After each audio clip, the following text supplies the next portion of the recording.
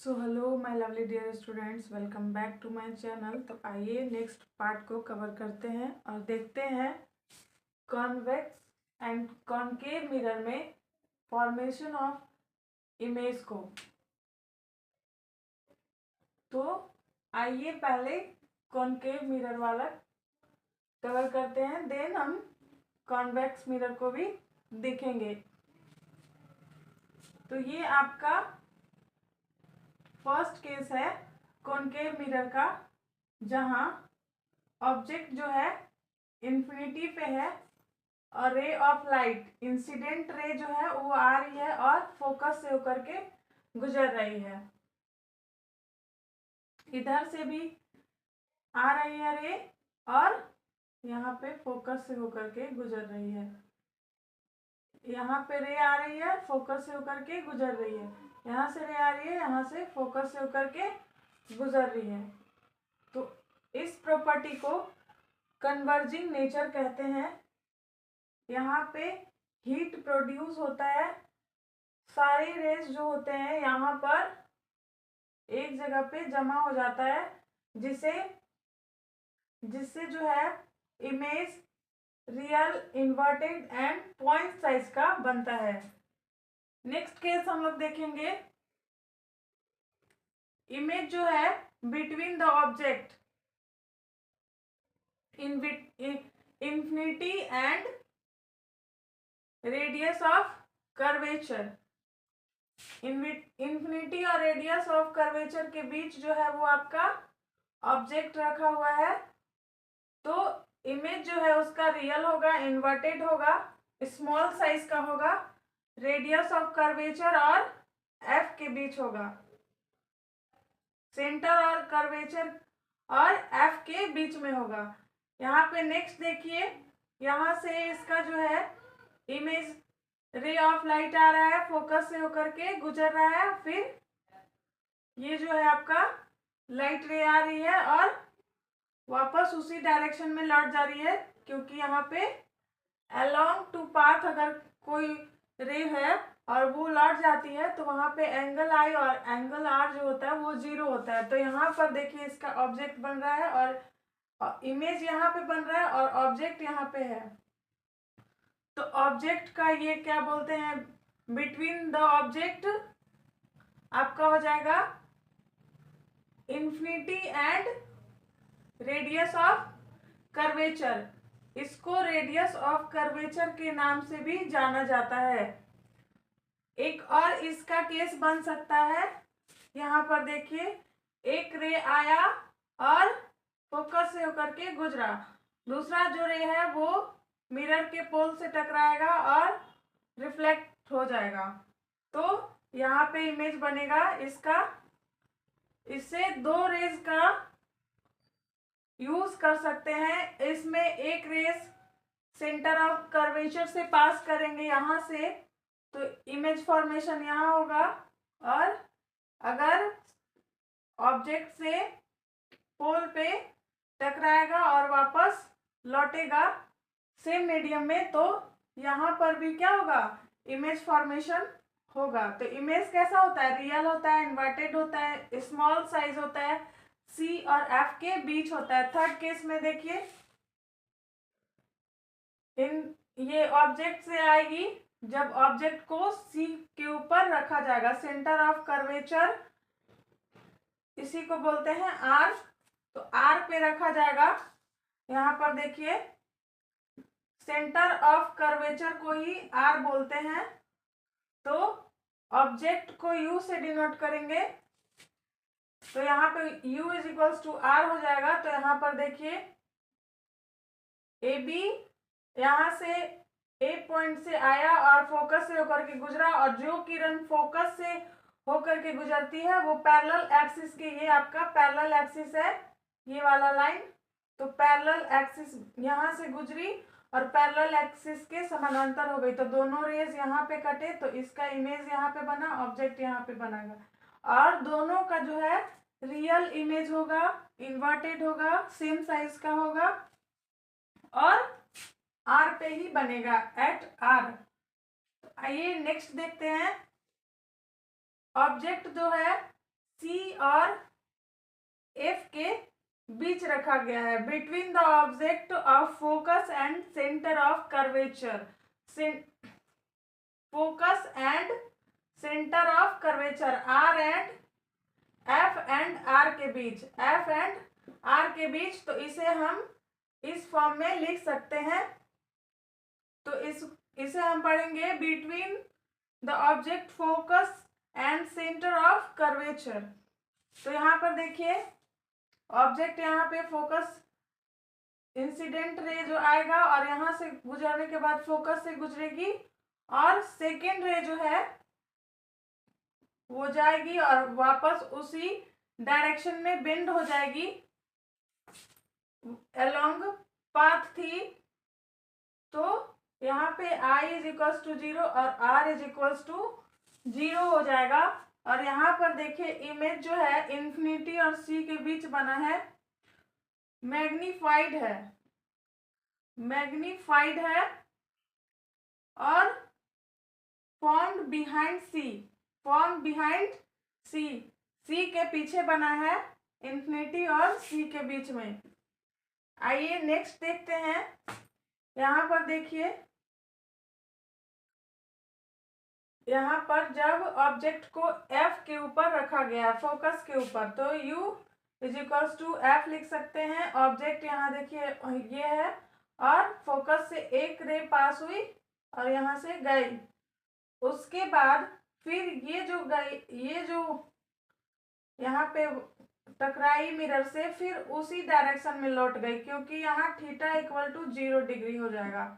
तो दोनों एंगल जो है यहाँ पर 0 होंगे। तो ये इन्फिनिटी पे इमेज बनता है, बहुत ही मैग्नीफाइड होता है, हाईली मैग्नीफाइड। तो इसका v जो होता है v is equals to infinity होता है। तो आइए नेक्स्ट देखते हैं। इसका वन केस और बचा है। कॉनकेव मिरर में एक ही केस होता है जिसमें virtual, real and magnified image बनता है, जिसमें देखिए आपका जो है एक तो रे आएगी, यहाँ से जाने के बाद फोकस से गुजरेगी, ये फर्स्ट रूल हम लोगों ने पढ़ा था। और ये थर्ड रूल में जाना था कि कोई भी एलोंगेटेड पाथ पे जाएगी, रिट्रैक करेगी, जिस पाथ से गई थी उसी पाथ से वापस आएगी, तो वहां पे I एंगल 0 होगा, R एंगल 0 होगा। तो इसीलिए ऐसा हो जाता है, कोई वहां पे रिफ्लेक्शन का एंगल ही नहीं बनता। तो I बराबर 0 और R बराबर भी 0।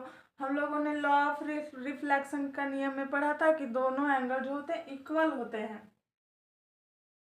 तो यहाँ पर देखिए ये एक दूसरे से दूर बढ़ते जाएगा, तो इधर तो जो रेज है वो कभी एक दूसरे से मीटअप नहीं करेंगी या मीटअप करती हुई प्रतीत नहीं होंगी। तो यहाँ पर इमेज बनेगा बिहाइंड द मिरर मैग्नीफाइड होता है, बड़ा इमेज होता है, एंड वर्चुअल इरेक्ट इमेज होता है। तो ये 6 केसेस है हमारे कॉनकेव मिरर में, सॉरी। और नेक्स्ट आइए देखते हैं फॉर्मेशन ऑफ कॉन्वेक्स मिरर। तो फॉर्मेशन ऑफ कॉन्वेक्स मिरर में हम लोग देखेंगे कि एक रे आई ये कन्वर्जिंग मिरर होता है। ये जो है आता है, प्रकाश की किरण आता है और यहाँ पे इसको जमा करने का काम करता है, लेकिन ये क्या करता है, ये फैलाने का काम करता है, डाइवर्ज करता है, ये बिखेरता है। तो जो कॉन्वेक्स मिरर है वो डाइवर्जेंस मिरर है और ये कन्वर्जेंस मिरर है। तो यहाँ पर देखिए एक ray of light I infinity से, और यहाँ पर ये रिफ्लेक्टेड सरफेस से टकरा करके और रिफ्लेक्ट होकर के वापस चली गई। ये आपका है आर रे, रिफ्लेक्टेड रे। और जो रिफ्लेक्टेड रे है वो हम लोग रूल्स में पढ़े हैं कि वो जो है वो इधर फोकस से मिलती हुई प्रतीत होती है, इमेजिंग होती है। तो यहाँ पर दोनों जो है यहाँ पे मिलेगा। तो यहाँ पर जो है इमेज साइज एट फोकस पे बनेगा, डिमिनिश्ड होगा, पॉइंट साइज का होगा, वर्चुअल होगा, इरेक्ट होगा। तो कॉन्वेक्स लेंस में वर्चुअल और इरेक्ट इमेज बनता है, ऑलवेज ऑलवेज बनता है। नोट में लिख लीजिए कि ऑलवेज होता है इसमें।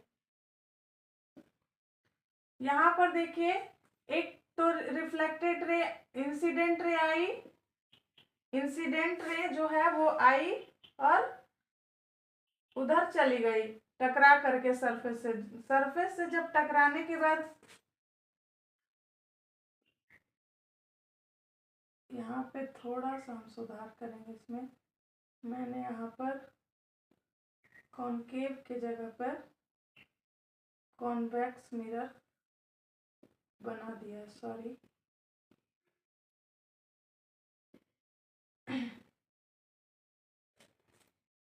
तो एक रे आई,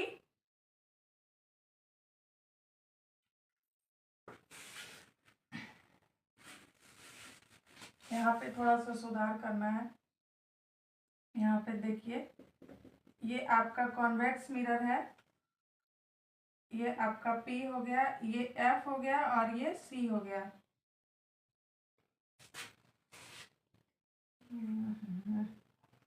बार बार गलती हो रहा है, इधर से करते हैं, अभी सही हुआ। ये आपका रिफ्लेक्टेड सरफेस है, इधर हो गया F, ये हो गया हमारा C और ये हो गया पोल। तो फर्स्ट रे तो आएगी और यहाँ पे इंसिडेंट रे और इधर जाएगी। फर्स्ट ऑब्जेक्ट को कहीं भी रख दिए हैं, दर्पण के सामने कहीं भी रख सकते हैं। ये तो हमारा जो है ये फोकस से मिलती हुई प्रतीत होगी। नेक्स्ट जो है यहाँ पर देखिए, ये आएगी और उसी डायरेक्शन में बेंड हो जाएगी। तो यहाँ पे हम इसको यहाँ पे मिलाएंगे, यहाँ पे इसको हम यहाँ पे मिलाएंगे, यहाँ पे सेंटर ऑफ कर्वेचर पे। तो ये जिस डायरेक्शन में आई थी, जिस डायरेक्शन से, उसी डायरेक्शन में आगे चली जाएगी, बेंड हो जाएगी, क्योंकि इधर तो पॉलिश सरफेस है तो चली जाएगी। लेकिन यहाँ पे ऐसा मिलती हुई प्रतीत होगी। और यहाँ देखिए, एरो साइन का बहुत बड़ा कंफ्यूजन रहता है, तो हमेशा ध्यान रखिए कि अगर बिहाइंड मिरर है तो जो रिफ्लेक्टेड रे का एरो होगा, तो मैं लिख देती हूँ, रिफ्लेक्टेड रे का जो एरो होगा, वही एरो जो बिहाइंड मिरर